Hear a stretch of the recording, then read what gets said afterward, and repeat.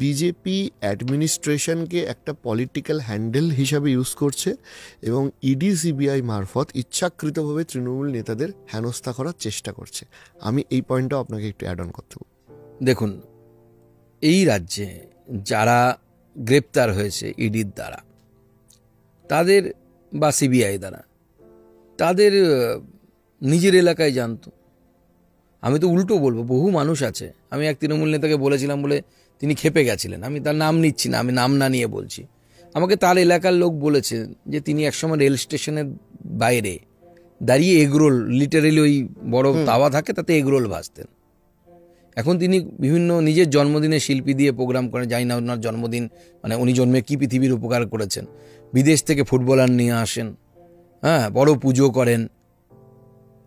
তিনি বললেন যে একজন চাওয়ালা প্রধানমন্ত্রী হলে আমি কেন হতে পারবো না? প্রধানমন্ত্রী হন না, কেউ মানা করেনি, কিন্তু আই ওয়ান্ট টু নো, বাংলার মানুষ জানতে চায় যে একজন এগরোল ভাসতে ভাসতে এই যে এত বিপুল সম্পত্তির মালিক হয়েছেন, এই ফর্মুলাটা তো বাংলার বেকার যুবকদেরকেও শেখান। তারা তো উঠুক না, আমি চাই না আমি যেরকম আছি আমি চলে গেলেই হলো। তারা যদি বলেন যে তৃণমূল করলে এটা হবে, তাহলে তো দলে দলে লোক ওখানেই চলে যাবে। তবুও সুযোগ দিন না, কোনো অসুবিধা নেই।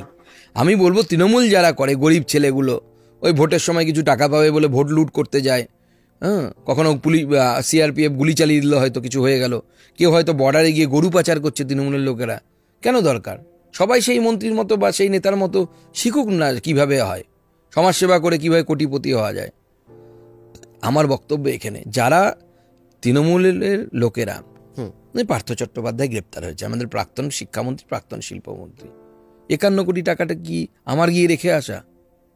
তার ক্লোজ এইড, আমি ক্লোজ এইড শব্দটাই ব্যবহার করছি, আরও অনেক কিছু বলা যায়, আপনারা নিশ্চয়ই বলেন, আমরা পলিটিক্যাল মঞ্চ থেকে বলি।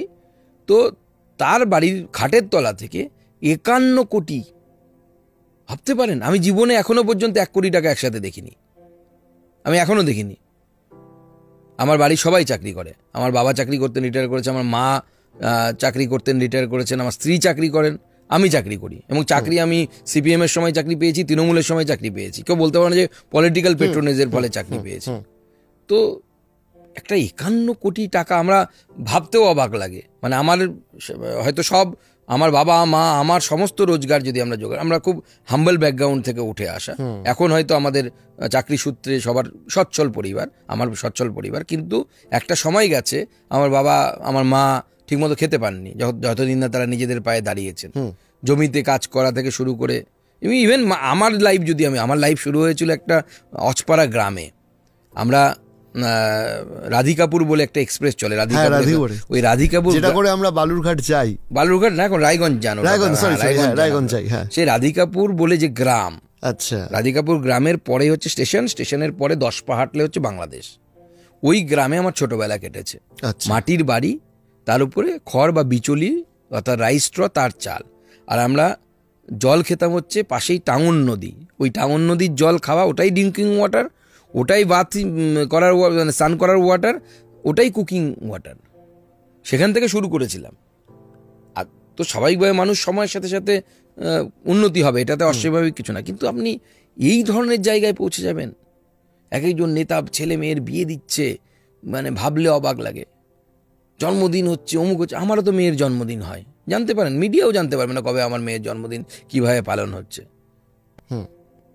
আমি মধ্যবিত্ত, আমার সেরকম হবে, আমার মেয়ের বিয়েও হয়তো একদিন হবে, সেই দিন আমি ওরকম করব না। আপনি হ্যাবিটটা ফেলে আসেননি, উচিত না, না হ্যাবিট ফেলবো কেন?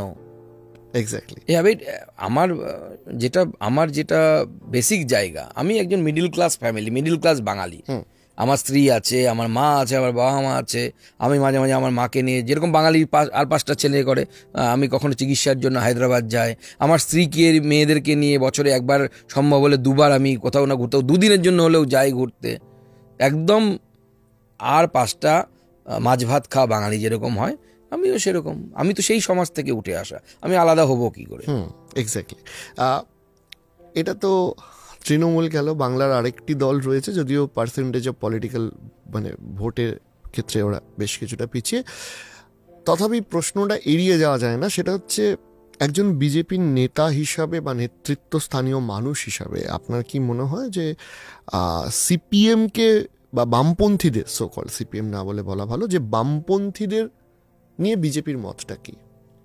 দেখুন, বামপন্থীদের মধ্যে অনেকগুলো সেক্ট আছে। বামপন্থী এই শব্দটা যখন ব্যবহার করেছেন এতে অনেকেই আছে। সিপিআই আছে, সিপিএম আছে, ফরওয়ার্ড ব্লকও নিজেদেরকে বামপন্থী বলে, আরএসপি আছে, আবার যারা এক্সট্রিমিস্ট যারা আর কি তারাও আছে, এমএল মানে সিপিআই এমএল থেকে শুরু করে সিপিআই মাওবাদী যারা আছে, এরকম প্রচুর আছে। ওদের মধ্যে আবার অনেকগুলো ভাগ, যতবার পার্টি কংগ্রেস হয় ততবার ভাগ হয়, কমিউনিস্ট পার্টির ইতিহাস তাই বলছে। দেখুন, এদের সমস্যা হচ্ছে এরা ভারতবর্ষে কোনো চিরস্থায়ী হতে পারবে না। আমি বলছিলাম না, পণ্ডিত দীনদয়াল উপাধ্যায় যে চিতির কথা বলে গেছে, অর্থাৎ একটা ভেতরে একটা আত্মা থাকে, জাতিরও আত্মা থাকে। এই কমিউনিজম যেটা হচ্ছে ভারতবর্ষের সেই যে ইন্টারনাল ডিএনএ, যেটাকে বলি আমরা, যদি ইন্টারনাল সমাজের একটা ডিএনএ বলি, তার একদম অন্য ধরনের।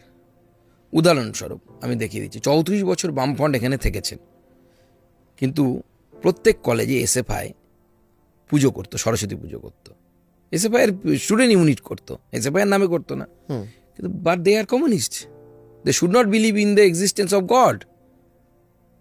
তারা তো ভগবানের অস্তিত্বেই বিশ্বাস করেন না তারা, কিন্তু তার স্টুডেন্ট ইউনিট কলেজে সরস্বতী পুজো করছে। আচ্ছা, একসময় সিটুর দাপট আমরা সবাই দেখেছি, হ্যাঁ, centre of Indian trade union congress, Indian trade union, centre for Indian trade union, CITU. তো সেই সিটু প্রত্যেক মোড়ে মোড়ে বিশ্বকর্মা পুজো করত, রাইট। এবং দেখুন, মে দিবস আমরা পালন করি, কিন্তু শ্রমিকরা সেদিন আনন্দ পায় না। মে দিবস পালন জিন্দাবাদ জিন্দাবাদ করতো, তখনও করতো, এখন কম হয়, করে, কিন্তু আনন্দটা করে হচ্ছে বিশ্বকর্মা পুজোতে। সে গান চালিয়ে, হিন্দি গান চালিয়ে, নাচ গান থেকে শুরু করে খাওয়া দাওয়া। কেন? কমিউনিস্ট পার্টি তো, তার ট্রেড ইউনিয়ন সেন্টার। কারণ ভারতবর্ষের চিতি ওটা। আপনি যখনই তাকে ডিনাই করবেন, তখন ভারতবর্ষের বৃহত্তর জনসমাজ আপনাকে প্রত্যাখ্যান করবে। সেজন্য কমিউনিস্টদেরকে এই দেশের মানুষ বারবার প্রত্যাখ্যান করেছে এবং ভবিষ্যতেও করবে। এখানে একটা লম্বা টার্ম থেকেছে, কারণ বাঙালি সেই সময় কোনো একটা কারণে, এবং এটাও গবেষণার বিষয়, যে কারা করেছে, বাঙালির যত কমিউনিস্ট নেতা তারা কিন্তু সবাই ওপার বাংলা থেকে, অর্থাৎ পূর্ব পাকিস্তান থেকে পালিয়ে আসা নেতা। সেকুলারিজমের কথা, দেশভাগের সময় সেকুলারিজমের কথা কিন্তু তারা ওপারে শোনাতে পারেননি, পালিয়ে এসে নেপারে সেকুলারিজমের কথা শোনাতে। সেটা আমি বারবার বলি, রাজনৈতিক মঞ্চ থেকে বলি, সেকুলারিজম, প্লুরালিজম, এই যে সমস্ত গাল ভরা শব্দ আছে না, এই শব্দ ততক্ষণই থাকবে পৃথিবীতে যতক্ষণ পর্যন্ত হিন্দুইজম বা হিন্দুত্ব, যে নামে ডাকুন না কেন, হিন্দুরা যতদিন মেজরিটি থাকবে। যেখানে নেই সেখানে দেখুন কমিউনিজম নেই, প্লুরালিজম নেই, প্লুরালিটি নেই, সেকুলারিজমও নেই। হিন্দু বাই বার্থ, আমি যদি হিন্দুত্বের কথা বলি, ইট ইজ নট কমিউনাল, কারণ আমাকে গীতাতে বিশ্বাস করতে হবে। আমি বলি আমি কট্টর হিন্দু। কট্টর হিন্দু মানে কি? আমাকে গীতার প্রত্যেকটি কথা অক্ষরে অক্ষরে মানতে হবে, বা ভগবান শ্রীকৃষ্ণ যা বলে গেছেন মানতে হবে, বা অন্য কোনো দেবতা যা শাস্ত্র বলছে তা মানতে হবে। সেখানে কি বলছে? নদী যেমন বিভিন্ন পথ দিয়ে প্রবাহিত হয়ে সমুদ্রে পতিত হয়, সেরকম সবাই ভিন্ন ভিন্ন পথে আমাতেই উপনীত হয়। ভগবান শ্রীকৃষ্ণ দাঁড়িয়ে বলছে। তো আমি যদি কট্টর হিন্দু হই, আমাকে মানতে হবে কেউ হয়তো ইসলাম বা হজরত মোহাম্মদ বর্ণিত পথে ঈশ্বরের দিকে সন্ধান করছে, কেউ হয়তো মোজেসের বর্ণিত পথে ঈশ্বরের সন্ধান করছে, কেউ হয়তো জিজাসের বর্ণিত পথে ঈশ্বরের সন্ধান করছে, কেউ হয়তো মহাবীরের বর্ণিত পথে ঈশ্বরের সন্ধান করছে, কিন্তু শেষ পর্যন্ত তারা সেই মহান ঈশ্বরে একই জায়গায় পৌঁছবে, সবাই ভিন্ন ভিন্ন পথে। সেজন্য আমি কট্টর হিন্দু যদি হই, তাহলে আমি কট্টর সেকুলার। যে কট্টর হিন্দু সে তত বেশি কট্টর সেকুলার।